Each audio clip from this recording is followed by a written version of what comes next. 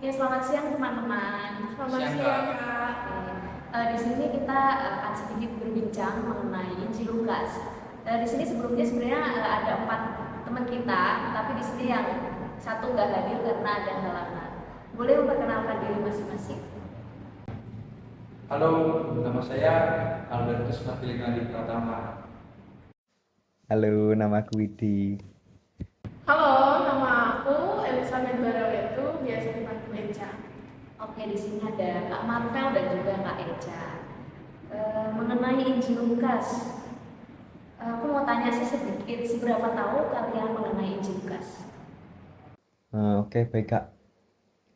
Yang saya ketahui tentang fakta-fakta unik Injil Lukas, yaitu Injil Lukas adalah Injil yang paling panjang. Terus Injil Lukas itu banyak berbicara tentang wanita. Nah, terus Injil Lukas itu adalah Injil yang banyak membahas tentang Roh Kudus juga. Setelah itu Injil Lukas banyak membahas tentang pengampunan. Setelah pengampunan yang saya ketahui, Injil Lukas itu paling banyak tentang pelayanan. Ya mungkin Mas Marvel bisa melanjutkan. Kalau dari aku sendiri Kak, yang aku ketahui dari Injil Lukas adalah satu dari 4 kitab Injil dalam Perjanjian Baru. Injil ini ditulis oleh Lukas sendiri pada tahun 85 Masehi. Ia juga seorang tabib yang merupakan teman seperjalanan Paulus. Dan saya di sini mau menambahkan 5 keunikan Injil Lukas. Yaitu Injil Lukas adalah Injil yang paling banyak membahas tentang kerajaan Allah. Injil Lukas adalah Injil yang paling banyak membahas tentang doa. Injil Lukas berisi banyak kisah pertobatan. Injil Lukas banyak berisi tentang pelayanan Yesus. Dan yang terakhir, Injil Lukas berisi kebangkitan Yesus. Oke, kalau dari aku sendiri ya, Kak, atas pertanyaan Kakak, apa sih yang aku ketahui dari Injil Lukas? Injil Lukas sendiri adalah Injil yang membahas tentang kelahiran Yesus, masa kanak-kanak Yesus, pelayanan Yesus, terus kematian dan kebangkitan Yesus, kenaikan Yesus ke surga, kasih karunia Allah yang tanpa syarat dan pertobatan, serta menyelamatkan semua orang. Itu Kak. Oke, baik. Jawabannya cukup menarik ya, mulai dari 10 fakta unik, kemudian isi pokok, pengarang Injil dan juga penulisnya. Nah, baik, di sini beralih ke pertanyaan kedua. Aku mau tanya nih sama Kak Eca. Ada nggak sih kekhasan sendiri dari Injil Lukas? Oke, baik Kak. Injil Lukas sendiri memiliki beberapa kekhasan, yaitu berfokus pada kehidupan Yesus sebelum memulai pelayanannya di Galilea, mujizat-mujizat yang dilakukan Yesus di luar Galilea, terus ajaran-ajaran Yesus yang ditunjukkan kepada orang-orang non-Yahudi, dan Injil Lukas ditulis dalam bahasa Yunani yang sangat elegan dan sangat puitis, gitu Kak. Wah, ternyata kekhasan dari Injil Lukas ini cukup banyak. Oke, sekarang beralih ke pertanyaan untuk Kak Marvel nih. Dari Injil Lukas ini apa sih arti keselamatan? Oke. Bagi saya, keselamatan yang didefinisikan dalam Injil Lukas adalah sebagai hubungan pribadi kita dengan Yesus Kristus yang dicapai melalui iman kita kepada Yesus Kristus sebagai Juru Selamat dan Tuhan. Injil Lukas pun menekankan bahwa setiap orang mendapatkan keselamatan, termasuk orang-orang Yahudi. Jadi, ini menunjukkan bahwa Yesus Kristus adalah Juru Selamat bagi setiap orang. Wah, sepertinya bisa kita lihat bahwa kakak-kakak ini sangat mendalam mengenai Injil Lukas. Nah, di sini aku juga mau tanya nih dari kakak-kakaknya, ada nggak sih ayat favorit dari Injil Lukas? Bisa dijelaskan kenapa favorit? Baik Kak, dari aku yang menjadi ayat favorit yaitu Lukas 12 ayat 12.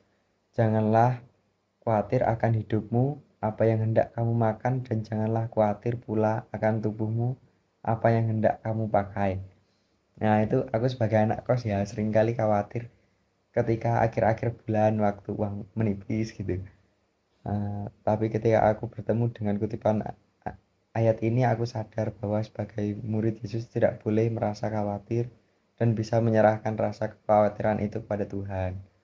Dari kutipan ini juga saya sadar bahwa kenapa orang gila di pinggir jalan itu tidak mati kelaparan dan juga tidak gengsi dengan dirinya. Mereka telah menyerahkan dirinya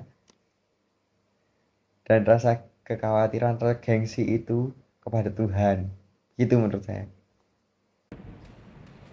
Ada dong Kak. Kalau dari aku sendiri, ayat favorit itu ada di Lukas 1:37 yang berisi sebab bagi Allah tidak ada yang mustahil. Mengapa ayat ini menjadi ayat favorit saya?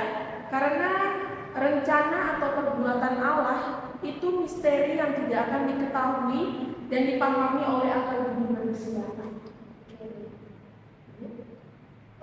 Bagi aku sih Kak, terdapat di Injil Lukas 6 ayat 31 yang berisi, dan sebagaimana kamu kehendaki supaya orang berbuat kepadamu, perbuatlah juga demikian kepada mereka. Kalau ditanya kenapa aku pilih ayat ini sih, karena ayat ini menekankan pentingnya perlakuan yang adil, penyayang dan peduli terhadap sesama. Ya, bisa dianggap sebagai prinsip etika yang tentu ditemukan di berbagai agama dan sudah pasti diajarkan kepada kita sejak ini. Menarik ya. Nah, sekarang sudah cukup menggali pengetahuan kita mengenai Injil Lukas. Yang mungkin banyak di luar sana itu teman-teman juga belum pada mengetahui tentang Injil Lukas begitu. Baik, sekarang pertanyaan terakhir untuk kakak-kakak semuanya. Apa pesan Injil Lukas bagi kehidupan kita?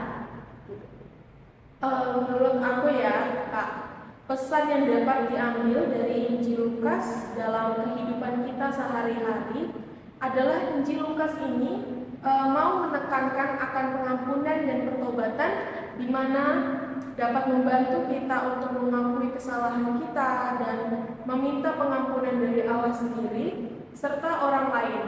Kita juga dapat belajar untuk mengampuni orang lain yang telah menyakiti kita dan kita. Bagi aku sih banyak memberikan pesan, terlebih bagi mahasiswa seperti saya atau seperti rekan-rekan kita sebaya. Seperti di Injil Lukas menekankan ketulusan dan kesetiaan yang mendorong para mahasiswa dalam berprinsip moral dan nilai-nilai yang besar. Dan mahasiswa pun dapat memahami pentingnya mempertahankan integritas dan moralitas dalam situasi apapun, entah di situasi mudah maupun sulit sebagai mahasiswa. Terlebih lagi kesetiaan dan ketulusan dalam menjalankan pendidikan di prodi pendidikan. Pesan yang saya dapatkan dari Injil Lukas bahwa Yesus Kristus adalah juru selamat yang penuh kasih dan belas kasihan. Yesus datang untuk menyelamatkan semua orang tanpa memandang status sosial, ras atau agama mereka. Yesus juga menunjukkan kasih dan belas kasihannya kepada semua orang, termasuk orang-orang miskin, sakit, dan pendosa. Ya kayak saya ini. Baik, cukup menarik perhatian kita mengenai Injil Lukas. Di sini teman-teman juga bisa memberikan pengaruh yang baik buat teman-teman yang ada di luar sana mengenai Injil Lukas dari jawaban yang diajukan dari Kak Eca, Kak Marvel, dan juga Kak Widi. Nah, mungkin di sini juga terlihat sangat cocok mereka bertiga untuk menjadi seorang calon katekis muda untuk kedepannya. Baik, kiranya hanya itu bincang-bincang mengenai Injil Lukas yang dapat kelompok kami sampaikan. Pesannya untuk teman-teman yang ada di luar sana, semoga bisa memahami dan memaknai pesan-pesan yang ada dalam Injil Lukas. Baik, sekian dari kelompok kami. Terima kasih.